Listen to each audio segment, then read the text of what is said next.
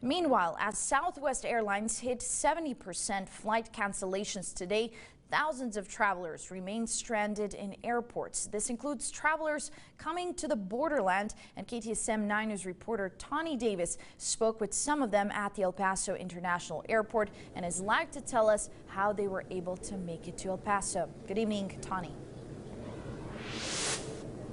Carla, if you can see behind me here at the International Airport, there are still hundreds and hundreds of suitcases being left here waiting to be picked up. I did speak with a couple of travelers earlier saying that getting here to El Paso was not as easy as expected.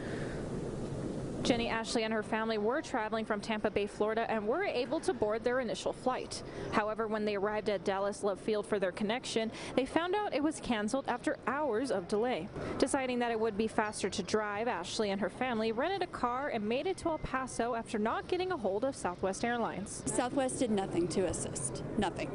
We could get no information. They just kept saying that they don't know anything, and we had to go stand in the customer service line, which was 250 people deep. Wesley DaCosta was also traveling from Miami to El Paso with a connection in Dallas that was canceled. He did rent a car as well without any whereabouts of his luggage.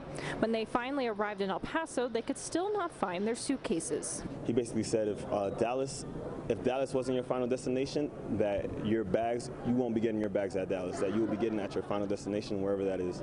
And that's where we're here now, and we still don't see our bags, so we just got to pray that they get here. Both travelers were grateful that they were able to rent cars to get to their final destination, however, not without some pushback there as well. The line at the Hertz was wrapped through the building down the sidewalk because everybody was frantically trying to get somewhere. While both travelers were able to make it to the borderland, both are worried about the returning flights back to Florida.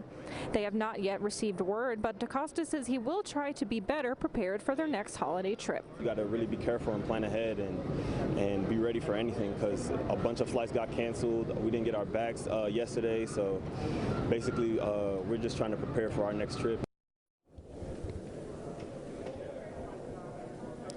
Now, as you can see, there are still hundreds and hundreds of bags, as I said earlier, just waiting to be picked up by their owners, as well as they continue to be stockpiled by the Southwest employees. And some travelers are still waiting to find a flight back home.